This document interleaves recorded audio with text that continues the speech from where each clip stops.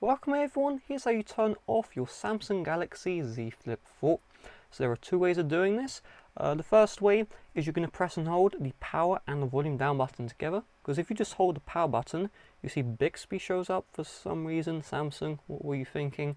But if you want to turn off the Z Flip 4 using buttons, hold down the power and volume down button at the same time. Do keep in mind these buttons are slightly different, so you will need to add a lot of force at the same time in order for this to work. So let's do this together. I recommend you use your index finger for volume down, thumb for volume for the power button. 3, 2, 1. Press and hold, press and hold, press and hold, press and hold, and release your fingers. When you see the power down menu, just tap on power down, power off even, and you're good to go. Now the alternative method is you slide down from the top, slide down one more time. When you see the power icon, you can tap on the power icon, and you'll be brought to the exact same menu. So with that being said, thanks for watching. See you guys later. Bye bye.